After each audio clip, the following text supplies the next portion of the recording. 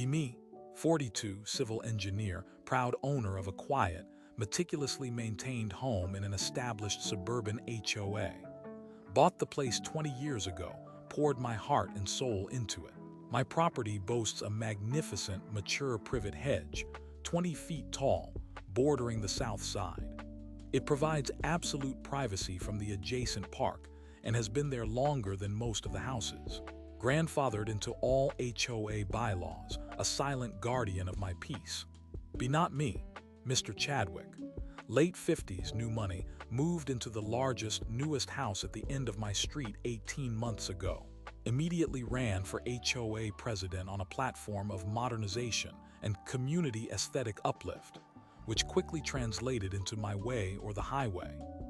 Arrogant, self-important, and possessed by an unwavering belief in his own infallible taste. His first significant act as president was to declare my beautiful hedge an obstruction and an eyesore, demanding its immediate removal. The sheer audacity was a punch to my gut. The initial demand came as a formal-looking notice of violation.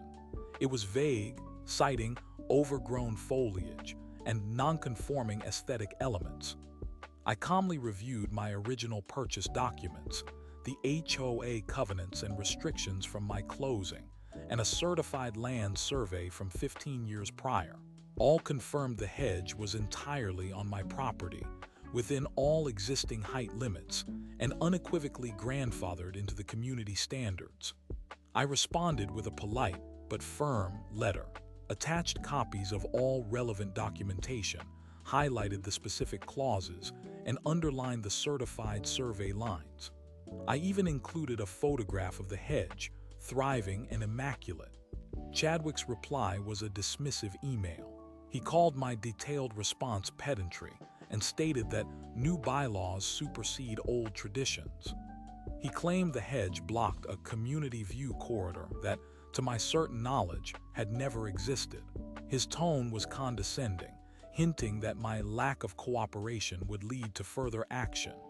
This was my first true taste of his tyrannical streak. I knew then this wasn't about the hedge, it was about control. Next came the inspection. Chadwick, along with two other newly appointed board members who seemed more like sycophants, arrived at my property.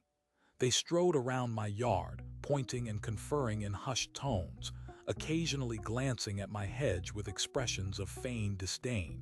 Chadwick, puffing out his chest, informed me that the consensus was that the hedge represented a significant impediment to community cohesiveness, and that its removal was imperative for the collective good. I stood on my porch, listening patiently. When he finished his grandstanding, I stepped forward. "Mr. Chadwick," I began, my voice even, "the hedge is not only on my private property, but its legal status is enshrined in both the original covenants and decades of precedents. Your consensus holds no legal weight against established property law and the current HOA bylaws, Section 3, Paragraph B, Subpoint 4, regarding mature landscaping. Furthermore, the community cohesiveness you speak of seems primarily driven by your personal aesthetic preferences." I presented him with my property deed again, tapping the corner. "You are overstepping your authority." His face flushed. He mumbled something about exploring all options and stalked off, his cronies trailing behind him, looking uncomfortable. The third escalation was a barrage of manufactured complaints. Suddenly, the HOA office began receiving anonymous emails and letters from concerned residents about excessive leaves from my hedge blowing into their yards, despite my meticulous upkeep, or perceived obstruction of sunlight from a south-facing hedge that shades no one. These complaints, suspiciously similar in phrasing, were compiled by Chadwick into a thick dossier. He then used this fabricated evidence to schedule a formal HOA hearing. He intended to railroad me. At the hearing, I brought my own evidence: photographic proof of my regular yard maintenance, sworn affidavits from two long-term neighbors confirming my hedge caused no issues for them, and even a satellite image showing the sun's path relative to my property. I systematically dismantled each complaint. Chadwick, chairing the meeting, repeatedly tried to interrupt, to discredit my evidence, to belittle me. But I held firm, citing rules of order and demanding due process. The hearing ended inconclusively with Chadwick seething. He leaned over the table, eyes narrowed. "You're making this much harder than it needs to be, Mr. My Last Name. Some battles aren't worth fighting, especially when the other side has more resources." It was a thinly veiled threat. My patience was wearing thin, but I knew I needed to stay calm. Then came the breaking point. Chadwick, fueled by his previous defeats, decided to bypass all legitimate channels. He convened an emergency board meeting with only his two loyalists, giving minimal notice to the other, more reasonable board members. During this clandestine meeting, he pushed through an emergency resolution. This resolution declared my hedge a structural impediment to a completely fictitious, planned community pathway. A pathway that existed only in his ambitious, power-hungry mind. The resolution cited a non-existent clause regarding critical infrastructure development. The notice I received demanded the hedge's complete removal within 30 days. It threatened daily fines of $500 for noncompliance, retroactively applied from the date of the resolution. It further stated that if I failed to comply, the HOA would contract a landscaping company to forcibly remove the hedge, charging all costs, including legal fees, directly to my property, with a lien placed on my home if I refused payment. This was not just an attack on my hedge, it was an attack on my livelihood, my peace, and my very right to my property. The calculated malice behind it was sickening. This was no longer a dispute. This was war. I didn't argue. I didn't protest. I simply acknowledged receipt of the notice and went silent. Chadwick likely interpreted this as surrender. He was gravely mistaken. As a civil engineer, I specialized in infrastructure, land use, and regulatory compliance. My job involved understanding the intricate web of codes, permits, and legal precedents that govern every structure, every property line. Chadwick had just handed me the blueprints to his own downfall. My master plan began with a deep dive, not just into HOA bylaws, but into county zoning ordinances, property deeds for every house on the street, public record surveys, and even the historical records of the HOA's formation, stretching back 40 years. I spent entire evenings poring over dusty documents, cross-referencing, looking for anomalies, for missteps, for anything that didn't align. My first discovery was significant. The emergency resolution itself was deeply flawed. The HOA's own governing documents stipulated a minimum of 5 days' notice for any board meeting, and 10 days for any meeting proposing changes to community standards or assessments. Chadwick had given 24 hours notice. Furthermore, emergency powers were strictly limited to issues of immediate public safety or imminent property damage. A hedge, however disliked by him, did not qualify. The resolution was procedurally invalid. Next, I turned my attention to Chadwick's own property. I recalled a new, rather lavish patio and outdoor kitchen he'd installed shortly after moving in. Using publicly available County GIS data and my own detailed knowledge of property surveying, I suspected a subtle encroachment. I contacted a former colleague, a licensed land surveyor, and explained the situation. He was discreet and thorough. A week later, he provided me with a certified survey. It showed that Chadwick's new patio indeed encroached by a mere 6 inches onto a sliver of common HOA land at the back of his lot.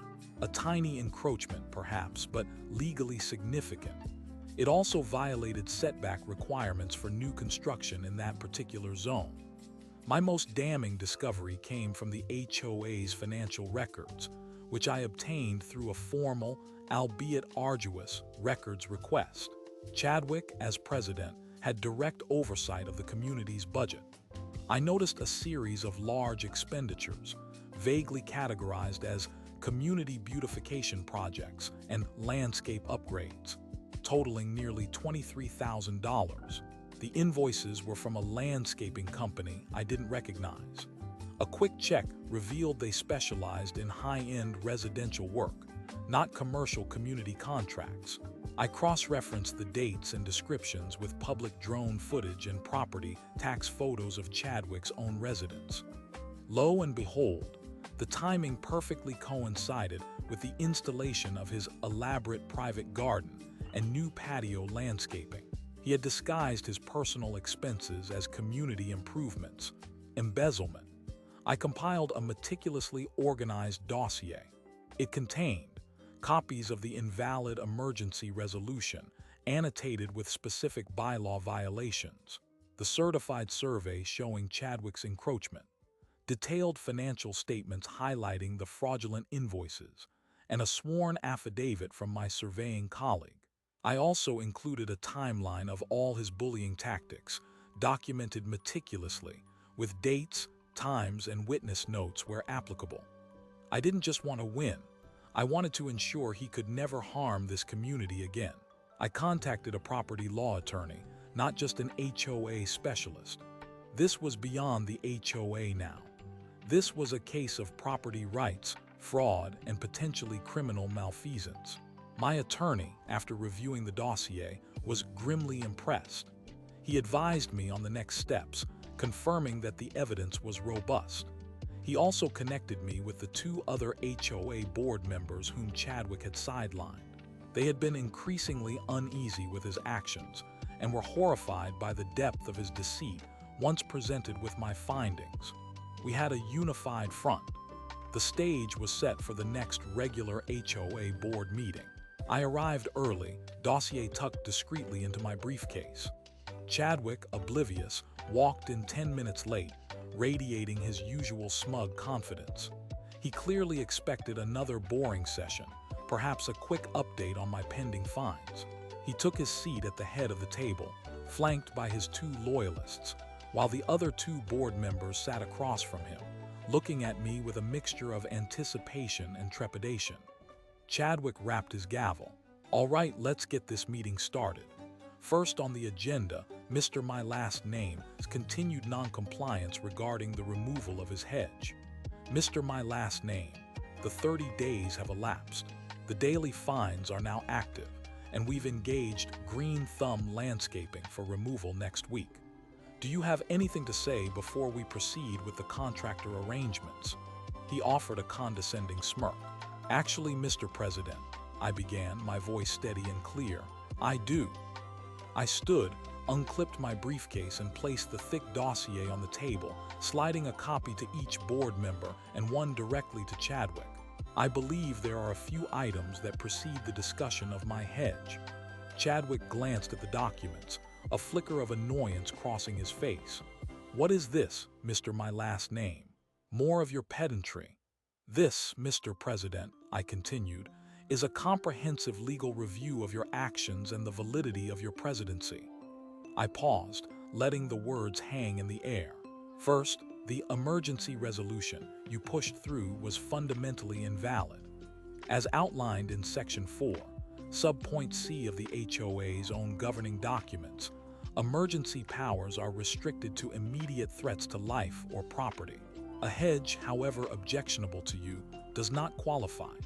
Furthermore, you failed to provide adequate notice for the meeting, violating Section 3, Paragraph A, which requires a minimum of 5 days. Therefore, all actions taken under that resolution, including the fines and the contractor engagement, are null and void." Chadwick slammed his fist on the table.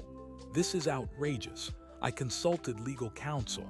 "Perhaps your counsel was incomplete," I replied, a glacial calm in my tone. "Because what my attorney and I discovered next is far more serious. Mr. President, I have here a certified land survey, independently commissioned, which clearly indicates a direct encroachment of your recently installed patio onto common HOA property by no less than 6 inches. It also violates county setback ordinances for new construction.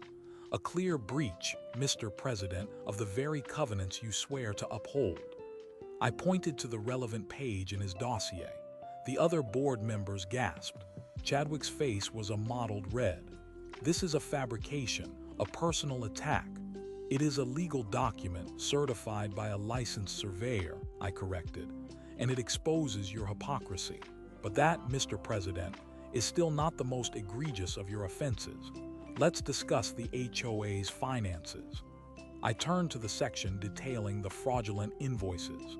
I have detailed invoices, cross-referenced with vendor bank statements and photographic evidence that clearly show $23,000 of HOA funds allocated for community beautification projects were in fact used to fund the lavish landscaping and outdoor construction of your private residence. This is not merely a breach of fiduciary duty, Mr. Chadwick. This is embezzlement, a criminal offense. The room was utterly silent. The other board members looked from the documents to Chadwick, their faces a mixture of shock and disgust. Chadwick's smug arrogance had completely evaporated, replaced by a terrified pallor. He tried to speak, but only a gurgling sound escaped his throat. I have already submitted copies of this entire dossier, I concluded, to the county registrar, the state attorney general's office, and the HOA's own legal counsel, advising them of your multiple breaches of fiduciary duty, bylaws, and state law, including criminal fraud. Your presidency, Mr. Chadwick, is legally null and void, effective immediately, and I fully expect the authorities to be in contact with you very soon regarding the restitution of those funds and the other legal ramifications of your actions. I sat down, the quiet click of my briefcase closing echoing in the stunned silence. The fallout was swift and absolute. The other two board members immediately moved for Chadwick's suspension and removal. The HOA's legal counsel, who had been alerted by my attorney, confirmed the severe legal jeopardy. Chadwick was stripped of his presidency on the spot. He tried to bluster, to threaten, but his words held no weight.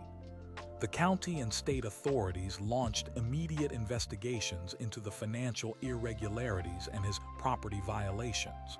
My hedge, the original casus belli, remained untouched. My peace, after months of calculated patience, was finally restored. The community, once under his thumb, breathed a collective sigh of relief. Update 1.